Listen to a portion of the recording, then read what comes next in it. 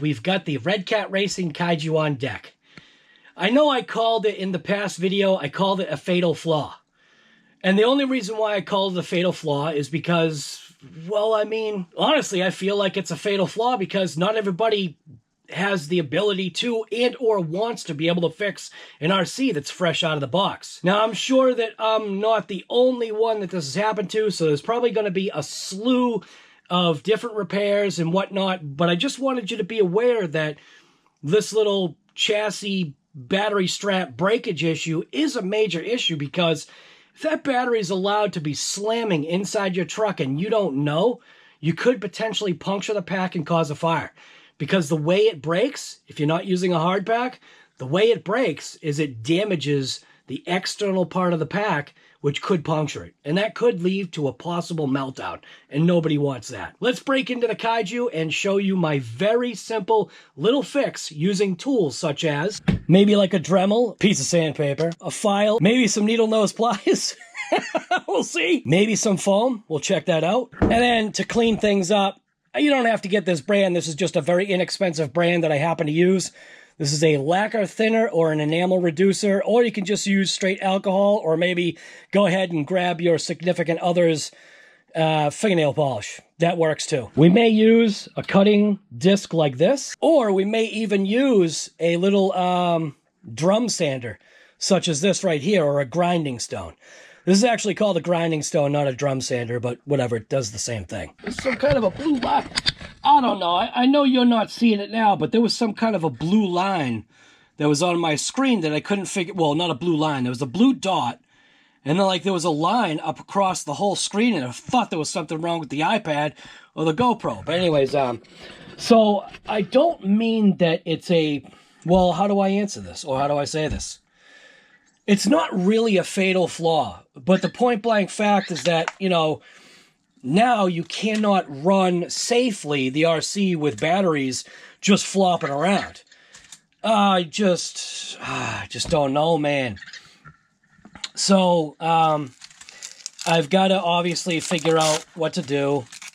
I'm not sure if I want to go the route of totally, taking out the mounts. But yeah, what I'm talking about, right, is that I'm not sure if I want to totally grind these out. I mean, obviously these back ones still seem to be holding on, but when you think about how thin that plastic is, it's just inevitable for when it's going to happen. So I do think what I want to try, I think I'm going to slot the chassis. Yeah, I think that's probably the route that I should go. Yeah, what a pain in the neck. So what that's going to do is I'm going to end up grinding down these so that it's flush. Get rid of that one, I guess. Or maybe leave that in place for now, because I am going to change the way the straps go. This one right here, I may just leave that one just because. What I'm going to end up doing is I'm going to end up wrapping... Well, wait a minute. I might actually be able to slot that section of the chassis as well. But I think for now what I'll do is I'll just wrap the strap around. Wrap the strap around, kind of like I have it on that one right there. Kind of comes down and around. I don't know, man. It's just a tough decision. See, the tough part is that actually involves... both braces. So to properly do it right, I think I'd be slotting both of those braces. Well, actually, you know what? It looks like if I keep the strap towards that section, maybe it would be all right. It looks like, you see how it's lining up? If I line it up to the extreme edge, it looks like I can just leave it there. But I want to pop this brace off anyway, just to see. These are the two screws, which I'm not taking off. So I'm taking off the little centerpiece. I am going to take off this incomplete brace, which is going to require taking off all the screws that go along this entire way, which looks like I'm going to have to take the hammer to it. I'm going to go outside, take the hammer to that. I'll be right back. The cover fell off when I was smashing it out. A couple of the screws wouldn't get cleared out, so I'm gonna have to pick them out. But I'll take off the ones I think they're all set. Just pick out these last couple here.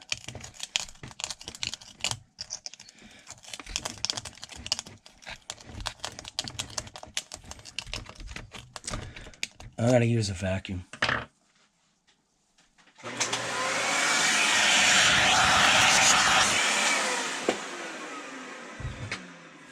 right.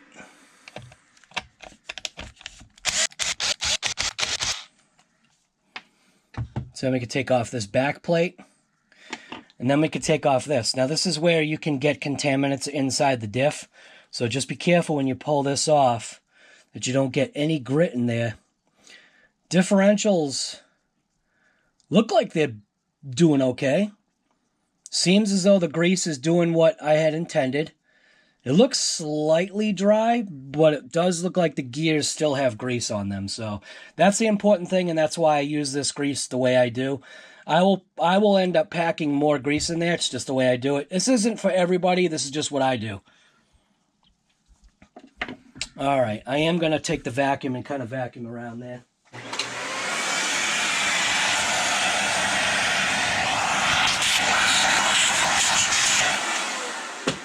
I just don't want anything going inside of there. We're not going to work there, but I could see like pieces jumping off inside. So we're focusing on this section right here. And so the strap is going to go through. And I think all I'll have to do is basically notch the little chassis brace piece to allow the strap to come through. So it's not like it's a major deal, because it's not. It actually looks like it's going to work great, to be honest with you. But I do need to mark lines on there just so that I know where I'm cutting. So, and it's just going to be a very small slot, just enough to let the strap through. So I'm just going to take my square, and I'm going to line it up just like this. And what I'll do is I'll just put a scratch right here, which will tell me if it even scratched. It's basically just going to say that's where I want to slot that section right there. And then the same thing with this piece. I'll put this back on, and I will mark where I want to slot this, but this is going to be 2. So I'm going to do that.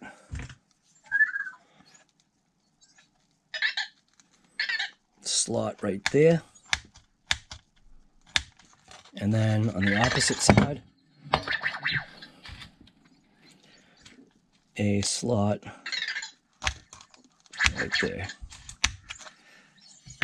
So I've got 2 little notches, and I think the easiest thing to do is probably just go ahead and take this and hit it with my grinder. Hit that with my grinding wheel and basically just knock off this little section right here. Yeah. I think that's going to work. So what I want to do is I just want to make sure strap, I might go a little sideways with this, because what I want to do is I want to maintain the strength at the end right there. So I want to maintain the strength. So I just want to make sure when I do this that I hit the grinder on the grinding wheel just to slot that. So set up the grinder and I'll be right back. So it looks like this is going to work out really well. Obviously the strap is basically, the strap is slightly smaller than the grinding wheel itself. Yes, that's aluminum little pieces, I don't care. The aluminum pieces will disappear at some point. But it's basically the width of the that location. So I feel like that's going to work. And I just want to very carefully just give it a touch. So, yeah. Maybe I should put this on high speed so we can get some slow-mo action. 120 frames per second. Just want to make sure I'm going to hit that right spot. So, I can definitely see the scratch mark. So here we go. Now this is not the right way to do it, because if you're using metal, there's always a chance of this thing flipping down, and this is moving all over the place. I think I got an idea.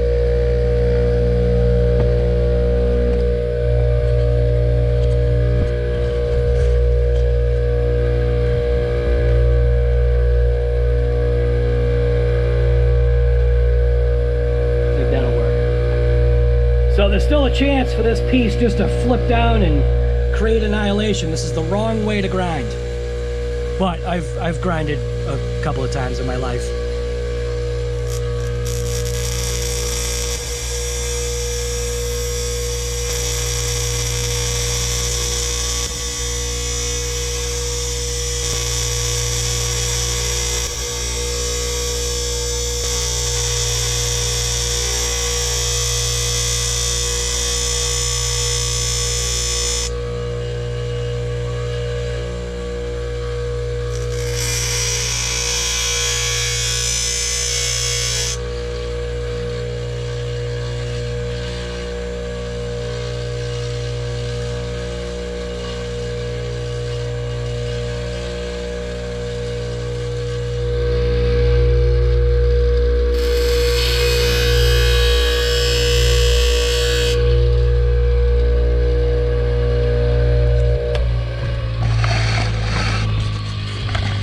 So, you see I slotted that little section right there. And I don't want to do it too much. And I may touch it up with just a file because obviously my grinding wheel isn't flat, but it might be alright.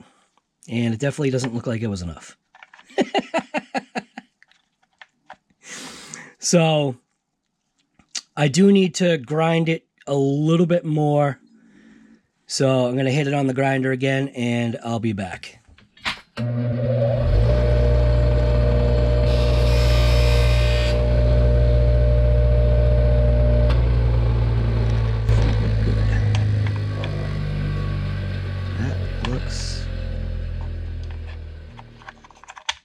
Looks like that's going to work.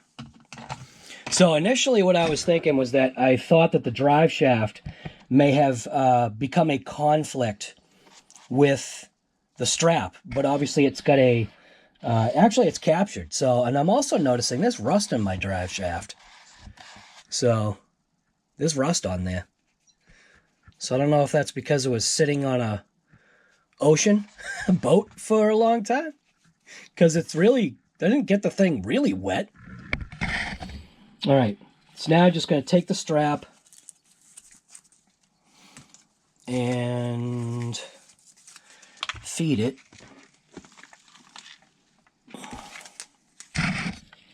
Feed it this way. Do I want that this way, or do I want to go this way? Maybe I'll try it this way, just to make it easier. And then wrap the chassis. So basically, that's how it's going to work. Now, to gain a little bit more strap, I suppose if I wanted to protect the side section, what I could do is I could slot the chassis. I really don't think it's necessary to slot the chassis. Doing that could take away some of the rigidity, but I'm thinking it's not going to be that much of an issue. But what I'll do right now is I'll take a battery, toss it in, and see if this makes a difference. The only other thing that this is going to potentially do too, though, and you got to think this way in a sense, the only thing that this could potentially do is put a lot of strain on this section of chassis right here. So what I may do is I may put also a piece of foam along the bottom side of the chassis. So a piece of foam, after I grind these out, piece of foam along the bottom of the chassis just to give it some compression so that the straps kind of, they'll never be, I guess, too tight. There'll be some amount of almost like a shock absorber in a sense. The foam will act as like a shock absorber. I just want to confirm that this slot is going to work with the strap. So probably should have left it in there. But you could see, feed it through. And you could go this way. I guess you could still go this way. Maybe I'll do that. You know what?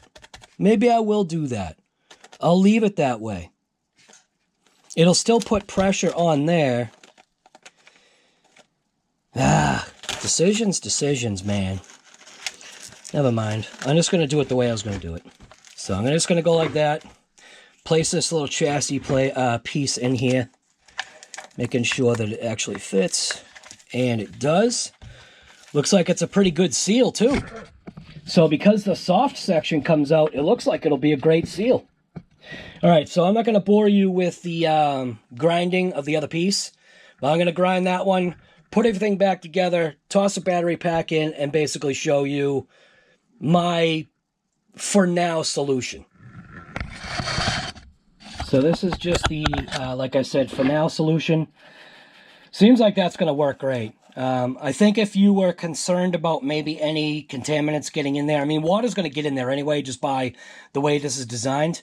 I feel that the strap is good enough to where, as long as you don't slot the hole too big, that you still get strap movement. See what I'm saying? You still get strap movement, which is good on both.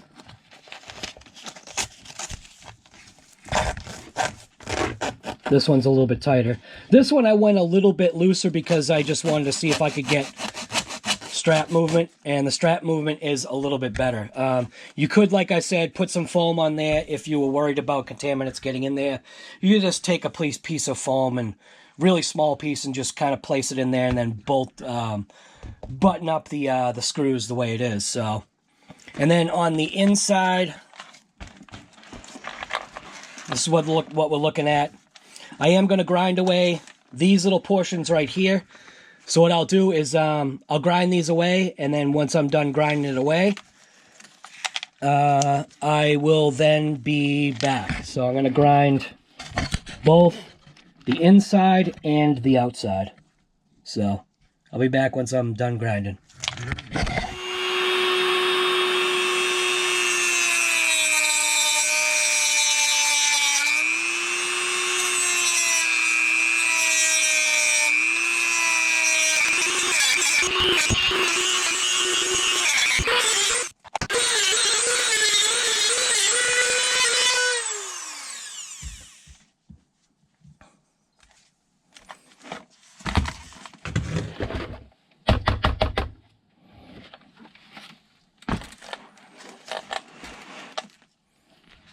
See how easy this breaks. It actually feels kind of flexible. Kind of actually does feel flexible, but not flexible or not strong enough, honestly.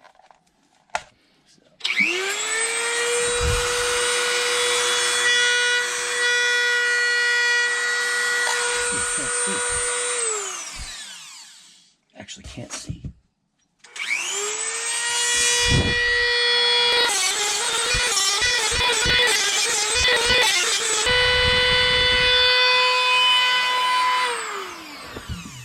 I think I'm happy with that.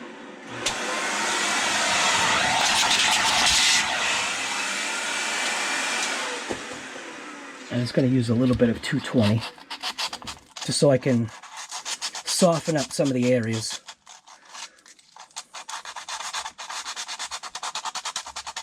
Just make sure there's no sharp edges, that's all.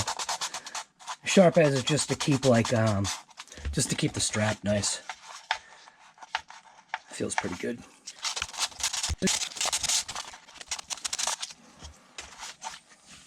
I'm just going to take a little bit of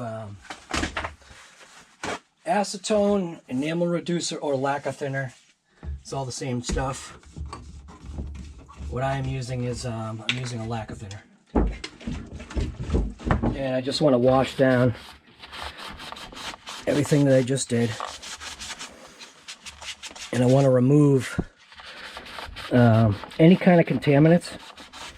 And what I mean by that is because I'm going to use a foam on the bottom here, I want to try to remove anything that's going to stop the foam from adhering to the base of the chassis. So do my best to kind of get in there.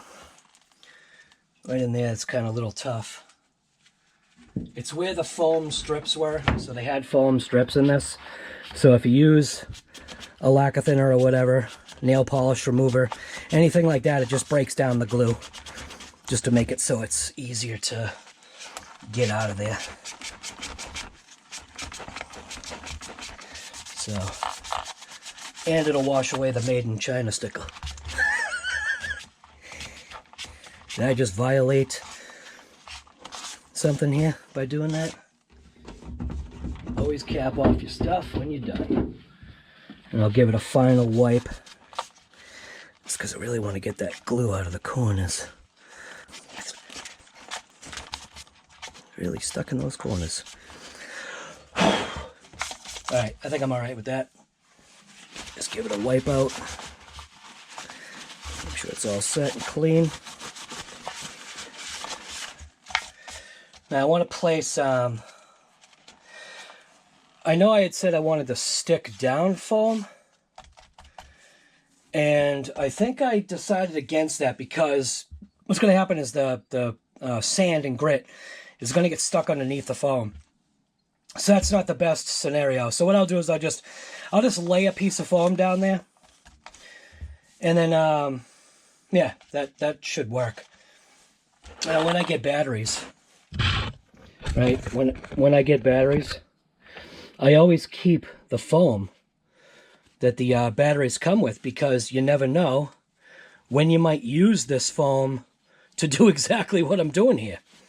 So, and I feel the thickness of this foam is going to be perfect because it's going to allow a certain amount of squish for the pack. And look at that. It's like it was made for it. So, and I got this foam when I get the Ovonic batteries, comes with this foam.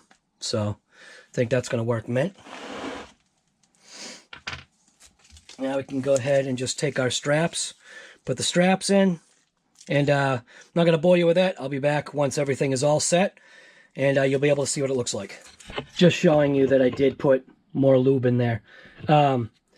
This is just what I do. I'm not recommending this, because there are reasons why I kind of shouldn't recommend this, but this is what I do with every single, as of right now, every single ring and pinion setup. This is just what I choose to do, and it seems to be working really well.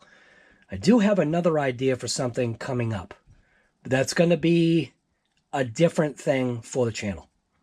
It's definitely way different than doing this.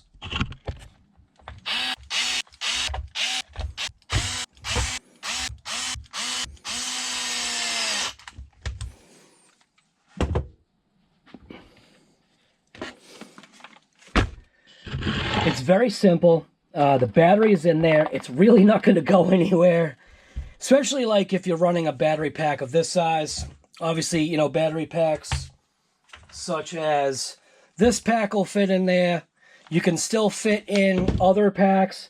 The only limiting thing is because I've wrapped to the outside, you've lost just a little bit of strap length. So you might have to change the Velcro straps, but that's no big deal.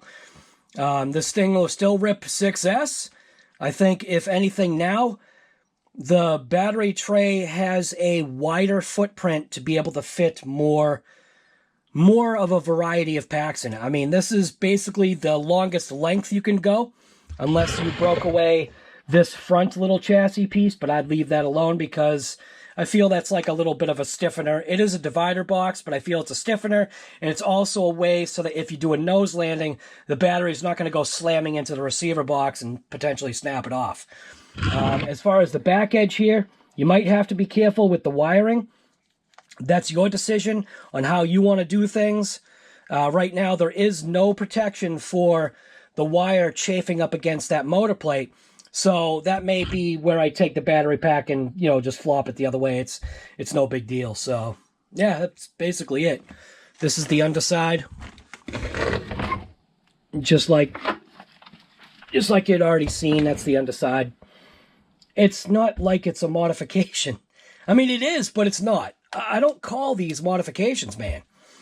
It's just, I feel like it's not. It's not really doing anything that, you know, out of the norm that anybody else would do. So you have to admit that that repair was extremely simple. And like I said, though, not everybody wants to go through the process of repairing their RC. Now, don't think that that's the final, because that could further break the chassis. But I feel installing the foam is going to make it so you can't tighten those straps down too much. I feel it's going to work, especially seeing that now we have grabbed the outside rail of the chassis, kind of giving the battery more to kind of hold on to. The battery's now moved over all the way to that edge, which is fine. It's not rubbing on anything. I just feel that maybe this scenario is definitely better.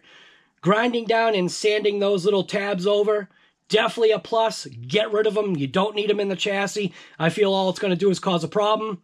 Like I said, it might cause a little bit of chassis strain, but compared to the way it was, I definitely think that this is going to be the better option. So, and this might not be for everyone. So anyways, this is RC Guy Garage, and usually I am out ripping it. Today, it's a little bit wet, so I think I'm going to go live. Maybe I'll see you there. I'm out. Yeah, and don't forget, get one of these. Get yourself an RC Guy Garage, not one pack. If you want to show the fact that you've got a heavy trigger finger, or that you're a horrible driver, like me, just buy one of the shirts and display like your RC attitude. You know you're going to want one of these RC Guy Garage Team Not One Pack shirts. I mean, come on. Display that in your back. Show your true nature. This is RC Guy Garage, and like I always say, just get out there and rip it.